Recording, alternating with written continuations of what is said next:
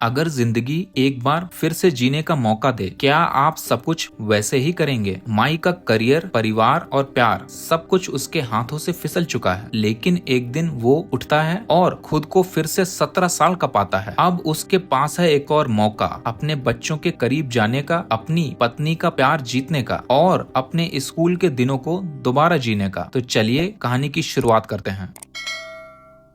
कहानी की शुरुआत होती है माइक नाम के एक लड़के से, जो बास्केटबॉल का एक बेहतरीन खिलाड़ी होता है। शाम के वक्त वो प्रैक्टिस कर रहा होता है। तभी उसका कोच आता है और कहता है कि कल का दिन उसके लिए बहुत ही मायने रखता है। अगर कल उसने वैसे ही परफॉर्मेंस दिखाई जैसे हमेशा करता है, तो देख रहे लोग उसे आसानी से स्कॉलरशिप दे देंगे और फिर स्कूल से कॉलेज तक का सफर उसके लिए काफी आसान हो जाएगा। प्रैक्टिस के बाद उसकी पूरी टीम एक ग्रुप फोटो लेती है, एक यादगार पल जो माइक के लिए हमेशा के लिए एक खूबसूरत याद बन जाता है। अगली सुबह मैच की शुरुआत होती है। चीयरलीडर्स अपना डांस परफॉर्म कर रही होती हैं। स्टेडियम का माहौल काफी एनर्जेटिक होता है। माइक भी उनके साथ डांस करता है और सभी दर्शकों का दिल जीत लेता है। मैच बस शुरू होने ही वाला होता है, तभी एक खूबसूरत लड़की माइक को देख रही होती है। वो होती है उसकी गर्लफ्रेंड स्कारलेट। वो उसे बुला रही होती है। माइक उसके पास जाता है, गले लगाता है और बात करने पर पता चलता है कि वो कुछ परेशान है। जब माइक बार बार पूछता है तो वो बताती है कि वो प्रेग्नेंट है और उसके पेट में माइक का बच्चा है। ये सुनकर माइक एकदम शॉक हो जाता है। इसी बीच मैच स्टार्ट हो जाता है, लेकिन माइक का ध्यान कहीं और होता है। वो जितना कोशिश करता है फोकस करने की, उतना ही उलझा हुआ महसूस करता है। उसके दिमाग में सिर्फ एक ही सवाल घूमता है, अपने करियर को चुने या अपनी गर्लफ्रेंड और होने वाले बच्चे के साथ खड़ा रहे। आखिरकार वो एक फैसला लेता है, करियर को छोड़कर अपनी गर्लफ्रेंड का साथ देने का। वो मैच बीच में ही छोड़कर स्कारलेट के पास चला जाता है, उसे किस करता है और कहता है कि वो उसके साथ है। इस फैसले के बाद माइक का बास्केटबॉल करियर खत्म हो जाता है। कहानी अब कुछ साल आगे बढ़ जाती है। माइक अब बड़ा हो चुका है, उसके अपने बच्चे हैं। वो अपने दोस्त नेड के घर में रह रहा होता है, क्योंकि उसका और स्कारलेट का झगड़ा हो चुका है और दोनों अब अलग रहते हैं। बच्चे भी माइक से नाराज रहते हैं। माइक एक ऑफिस में काम करता है पिछले 16 सालों से। जब प्रमोशन का टाइम आता है तो उसका बॉस एक ऐसी लड़की को प्रमोट कर देता है जो सिर्फ 2 महीने से वहाँ काम कर रही होती है। माइक गुस्से से बॉस से बात करता है, लेकिन उसकी बात नहीं सुनी जाती। ऑफिस से निकलते वक्त सब लोग उस लड़की का प्रमोशन सेलिब्रेट कर रहे होते हैं। इसके बाद माइक अपने बच्चों को स्कूल से लेने जाता है, वही स्कूल जहां वो कभी पढ़ा करता था, क्योंकि उसके बच्चे भी वहीं पढ़ते हैं। वहां जाते ही उसकी पुरानी यादें ताजा हो जाती हैं। वो एक पुरानी टीम फोटो देखता है जिसमें वो अपने बास्केटबॉल टीम के साथ होता है। तभी एक अजीब सा बूढ़ा आदमी आता है जो पहले वहां नहीं था। वो माइक को उसके नाम से बुलाता है और कहता है कि वो इसे जानता है, क्योंकि जब माइक स्कूल में था तब वो एक बेहतरीन स्टूडेंट था। फिर वो माइक से पूछता है, तुम इस फोटो को क्यों ऐसे देख रहे हो जैसे स्कूल के दिनों में वापस जाना चाहते हो? माइक कहता है, हाँ, अगर मुझे मौका मिले तो मैं वापस जरूर जाना चाहूंगा, क्योंकि वो मेरी जिंदगी के सबसे अच्छे दिन थे। बूढ़ा आदमी उससे दोबारा कंफर्म करता है, क्या तुम सच में वापस जाना चाहते हो? माइक फिर से कहता है, हाँ। तभी स्कूल की घंटी बजती है और उसकी बेटी वहाँ आ जाती है। उसके बाद जैसे ही माइक पलटकर देखता है, वो बूढ़ा आदमी वहाँ से गायब होता है। माइक अपने बच्चों को उनकी माँ स्कारलेट के घर छोड़ने जाता है, लेकिन बच्चे उसे कुछ कहे बिना चले जाते हैं, क्योंकि वो अब उससे प्यार नहीं करते। उसके बाद माइक देखता है कि स्कारलेट उसका सारा सामान काटकर कूड़े में बदल रही होती है, क्योंकि अब उनका तलाक होने वाला है। स्कारलेट उस वक्त अपनी दोस्त के साथ होती है जो उसे दोबारा डेटिंग के लिए फोर्स कर रही होती है, जबकि डाइवोर्स अभी हुआ भी नहीं होता है, सिर्फ कोर्ट में केस चल रहा होता है। फिर वो दोनों माइक को अकेला छोड़कर चले जाते हैं। तभी मौसम अचानक से खराब होने लगता है। माइक बारिश में अपने दोस्त नेड के घर जाने के लिए निकलता है। तेज बारिश और आंधी चल रही होती है। कार के रेडियो से उसे वही बूढ़े आदमी की आवाज सुनाई देती है जो स्कूल में मिला था। ये सुनकर माइक चौंक जाता है। जब वो एक ब्रिज से गुजर रहा होता है तो देखता है कि एक आदमी किनारे पे खड़ा है, जैसे खुदकुशी करने वाला हो। माइक तुरंत कार रोकता है, उस आदमी के पास जाता है और उसकी शक्ल देखकर हैरान रह जाता है। ये तो वही बूढ़ा आदमी होता है। तभी एक गाड़ी तेज स्पीड में वहाँ से गुजरती है और और उसके बाद वो आदमी अचानक वहाँ से गायब हो जाता है। माइक ब्रिज के नीचे देखता है लेकिन सिर्फ तूफानी पानी दिखाई देता है। वो घबरा जाता है और फिसल कर पानी में गिर जाता है। कुछ देर बाद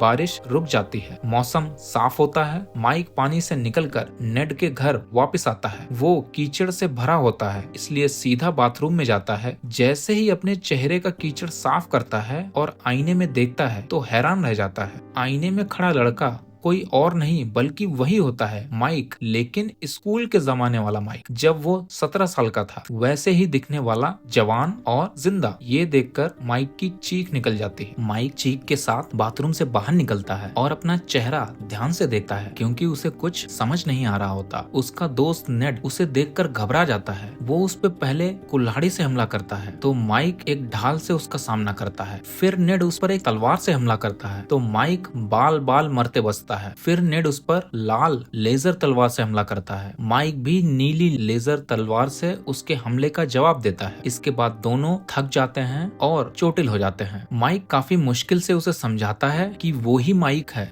बस किसी वजह से अब वो जवान हो गया है। कुछ देर नेड से बात करने के बाद उसे पता चल जाता है कि ये उस बूढ़े आदमी का कमाल है। वो तुरंत भागता हुआ उस स्कूल जाता है जहाँ वो उसे पहले मिला था। वो स्कूल में हर किसी से उसके बारे में पूछता है लेकिन कोई उसे नहीं जानता। इसके बाद वो वापस नेड के घर आ जाता है। अब माइक के दिमाग में एक आइडिया आता है, अगर उसके पास एक और मौका है जवान बनने का तो वो इस बार अपनी जिंदगी को सही से जिएगा। वो डिसाइड करता है कि वो अपने ही बच्चों के स्कूल में एक स्टूडेंट बनकर एडमिशन लेगा और वहाँ से वो अपने परिवार के और करीब पहुँचने की कोशिश करेगा। नेड एक करोड़पति होता है और अपनी जिंदगी शांति से जी रहा होता है। वो माइक से कहता है जो करना है करो लेकिन मुझे इसमें मत घसीटो, पर माइक उसे किसी तरह से राजी कर लेता है। नेड उसके लिए एक फेक आईडी और डॉक्यूमेंट्स बनवाता है और फिर उसके साथ स्कूल जाकर प्रिंसिपल से मिलता है ताकि माइक का एडमिशन हो सके। प्रिंसिपल को देखते ही नेड उसके प्यार में दीवाना हो जाता है। हालात ऐसे हो जाते हैं कि वो हाथ मिलाता है और फिर हाथ छोड़ने के लिए तैयार ही नहीं होता। प्रिंसिपल माइक के डॉक्यूमेंट्स चेक करती है, सब ठीक पाके उसका एडमिशन अप्रूव कर देती है। अगले दिन माइक एक महंगी कार में स्कूल आता है जो असली में नेड की होती है क्योंकि उसके पास बहुत पैसा है। उसका एंट्री स्टाइल इतना धमाकेदार होता है कि लड़के हो या लड़कियां सब उसे देखते रह जाते हैं। माइक जब स्कूल पहुंचता है तो सब कुछ एकदम नया लगता है, नया फैशन, नए चेहरे, नए रूल्स। पर एक चीज थी जो अब भी वैसी ही थी, वही स्कूल जहां उसने अपने जिंदगी के सबसे बेहतरीन पल बिताए थे। वहीं उसकी मुलाकात होती है मैगी से, जो और कोई नहीं बल्कि उसकी अपनी बेटी होती है। लेकिन मैगी उसे पहचान नहीं पाती क्योंकि अब माइक 17 साल का लगता है। एक दिन बास्केटबॉल कोर्ट पर प्रैक्टिस के दौरान वो कमाल का खेल दिखा रहा होता है। कोच उसे देखकर तुरंत बुला लेता है। ये वही कोच था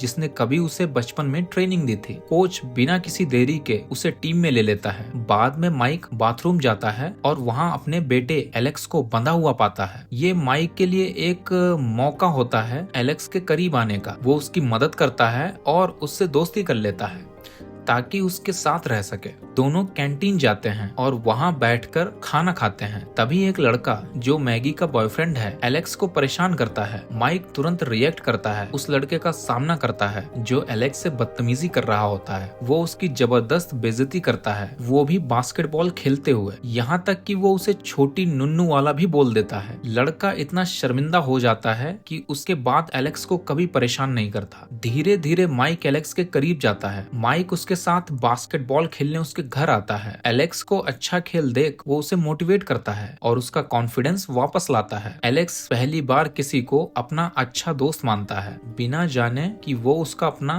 बाप ही है। फिर उसकी मुलाकात स्कारलेट यानी कि उसी की बीवी से होती है। वो माइक को देखती है और उसका चेहरा छू लेती है और कहती है कि एलेक्स का दोस्त तो उसके जवान हस्बैंड की तरह दिखता है। अगले दिन क्लास चल रही होती है, तभी मैगी का बॉयफ्रेंड उसे किस करने लगता है। ये बात माइक को बिल्कुल भी पसंद नहीं आती क्योंकि मैगी उसकी बेटी होती है। गुस्से में वो लड़के पर टूट पड़ता है। झगड़ा इतना बढ़ जाता है कि माइक को प्रिंसिपल के ऑफिस में बुलाया जाता है। गार्डियन के रूप में उसका दोस्त नेड उसके साथ जाता है। ऑफिस के अंदर जाते ही नेड एक बार फिर अपने नए नए पोज दिखाकर प्रिंसिपल को इम्प्रेस करने की कोशिश करता है, लेकिन वो इम्प्रेस नहीं होती। प्रिंसिपल माइक को थोड़ा सुनाती है, लेकिन उसके बाद उसे जाने देती है। अगले दिन माइक एलेक्स के घर जाता है ताकि अपने परिवार के करीब रह सके। वहीं उसकी मुलाकात दोबारा स्कारलेट से होती है। वो उसके काम में हाथ बटाता है। स्कारलेट उसे घर के पीछे के हिस्से का नया रूप दिखाती है, जो वो माइक के चले जाने के बाद दोबारा तैयार कर रही होती है। देखकर लगता है कि वो कुछ सच में खूबसूरत बना रही है। माइक को एहसास होता है कि जब वो उस जगह की देखरेख कर रहा था तब वो हिस्सा कितना बेकार लगता था। दिन ऐसे ही गुजर रहे होते हैं। माइक एलेक्स को बास्केटबॉल के लिए ट्रेनिंग देता है। एक दिन एलेक्स कॉलेज की टीम में सेलेक्ट होने के लिए अप्लाई करता है। घर लौटने पर वो स्कारलेट को बताता है कि माइक के साथ साथ उसका भी टीम में सिलेक्शन हो गया है और माइक ने उसकी इसमें बहुत मदद की। फिर माइक को पता चलता है कि स्कारलेट आज किसी आदमी के साथ डेट पर जा रही है। ये बात उसके दिल को चुभ जाती है, क्योंकि वो अपनी ही बीवी को किसी और के साथ देख ही नहीं सकता। स्कारलेट तैयार होती है, एक आदमी उसके दरवाजे पर मिलने आता है और वो उसके साथ कार में चली जाती है। स्कारलेट के घर से निकलते ही मैगी भी चुपके से एक कार में पार्टी के लिए निकल जाती है। ये देखकर माइक बहुत गुस्सा होता है, क्योंकि उसे ये बात आज तक पता नहीं थी कि मैगी चुपके से पार्टीज में जाती है। इसके बाद माइक एलेक्स को अपने साथ पार्टी में ले जाता है ताकि वो मैगी को ढूंढ सके और उसे कोई गलती करने से रोक सके। पार्टी में पहुंचने पर एलेक्स को एक लड़की पसंद आती है। माइक उसे कहता है उसे जाकर उस लड़की से बात करनी चाहिए, लेकिन एलेक्स काफी नर्वस होता है और हिम्मत नहीं जुटा पाता। माइक उसे थोड़ा मोटिवेट करता है और जब एलेक्स थोड़ा हिम्मत करता है तो वो उस लड़की के पास जाता है और बातचीत शुरू करता है। हालांकि वो अच्छे से बात नहीं कर पाता, क्योंकि ये उसका पहला एक्सपीरियंस होता है, लेकिन कम से कम उसने पहला कदम तो उठाया। इसके बाद माइक मैगी को ढूंढ लेता है और उससे कहता है कि उसे अपने बॉयफ्रेंड को तुरंत छोड़ देना चाहिए। वो कहता है कि मैगी अपनी जिंदगी बर्बाद कर रही है। क्या उसके माँ बाप ने उसे इस दिन के लिए पैदा किया था? माइक के इस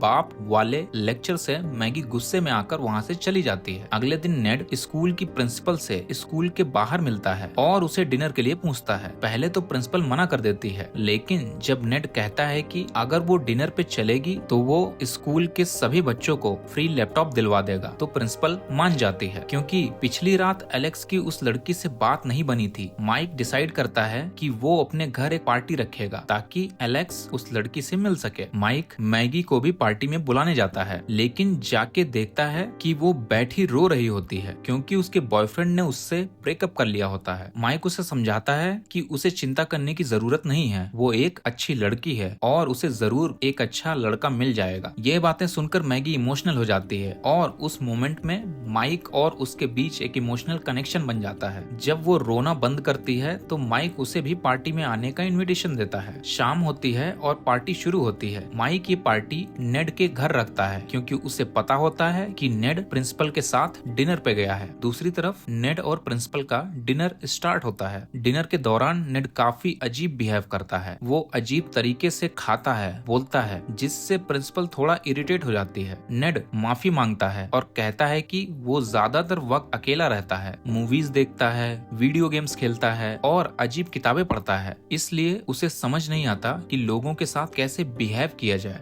लेकिन फिर एक ट्विस्ट आता है। प्रिंसिपल भी मूवीज की दीवानी निकलती है। दोनों की फेवरेट मूवी एक ही होती है और फिर डिनर के दौरान दोनों मूवी के डायलॉग्स बोलकर एक दूसरे से बात करते हैं। इस इंटरेक्शन के बाद दोनों के बीच एक प्यारा सा कनेक्शन बन जाता है। इधर माइक की पार्टी फुल ऑन चल रही होती है, तभी स्कारलेट वहाँ आ जाती है एलेक्स को ढूंढते हुए। वहीं स्कारलेट माइक से मिलती है और कहती है कि वो एलेक्स को कॉल कर रही थी, लेकिन वो फोन नहीं उठा रहा। माइक कहता है कि एलेक्स अपनी गर्लफ्रेंड के साथ बिजी है। स्कारलेट को विश्वास नहीं होता, क्योंकि उसका बेटा तो लड़कियों से बात ही नहीं कर पाता। तभी नेड और प्रिंसिपल डिनर से लौटकर घर पहुंचते हैं और देखते हैं कि पूरा घर पार्टी की वजह से तबाह हो चुका है। लोग नंगे भाग रहे होते हैं, कोई सीढ़ी से गिर रहा होता है और घर एक नरक बन गया होता है। नेड सबको घर से बाहर निकलने को कहता है, लेकिन कोई उसकी नहीं सुनता। फिर प्रिंसिपल एकदम अपने स्कूल प्रिंसिपल वाले रूप में आ जाती है। जोर से चिल्लाकर कहती है कि अगर सबने घर नहीं छोड़ा तो वो सबको स्कूल से सस्पेंड कर देगी। ये सुनते ही सब लोग घर छोड़ने लगते हैं। माइक स्कारलेट को दिखाता है कि एलेक्स सच में अपनी गर्लफ्रेंड के साथ एंजॉय कर रहा है। स्कारलेट इम्प्रेस होती है और माइक की तारीफ करती है, कहती है कि वो एक बहुत अच्छा दोस्त है। माइक भी उसकी तारीफ करता है, कहता है कि वो एक बहुत अच्छी माँ है। इस इमोशनल मोमेंट में माइक का दिल बहक जाता है और वो स्कारलेट को किस कर लेता है। ये देखते ही वो माइक माइक को थप्पड़ मार देती है क्योंकि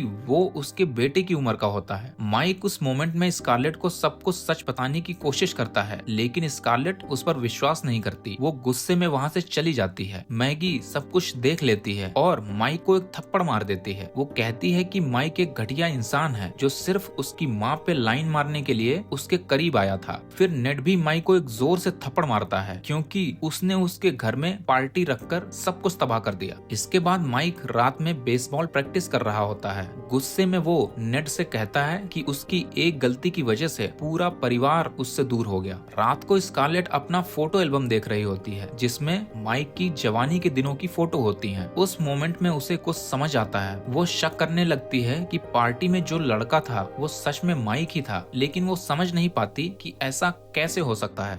अगली सुबह माइक स्कूल के मैच के लिए रेडी होता है। कोच आता है और कहता है अगर आज वो अच्छा खेला तो उसे कॉलेज स्कॉलरशिप मिल सकती है। सब कुछ उसी तरह हो रहा होता है जैसे पहले जब माइक 17 साल का था। स्कारलेट भी मैच देखने आती है क्योंकि एलेक्स भी टीम में होता है। मैच स्टार्ट ही होने वाला होता है तब माइक स्कारलेट की तरफ एक स्पेशल इशारा करता है, वही इशारा जो माइक जवानी में करता था, सिर्फ स्कारलेट के लिए। स्कारलेट तुरंत समझ जाती है कि ये वही माइक है। वो वहाँ से जाने लगती है बिल्कुल उसी तरह जैसे स्कूल के मैच में गई थी। माइक फिर से उसी पॉइंट पे खड़ा होता है कि करियर चुने या परिवार। इस बार भी वो मैच से बाहर चला जाता है और बॉल एलेक्स को देकर मैच छोड़ देता है ताकि उसका बेटा मैच में खेल सके। वो स्कारलेट के पीछे जाता है। बीच में स्टेडियम में वही बूढ़ा आदमी भी होता है जो सब कुछ देख रहा होता है। वो समझ जाता है कि सब कुछ पहले जैसा करने का वक्त आ गया है। माइक स्कारलेट के पीछे भागता है और उसी पल टाइम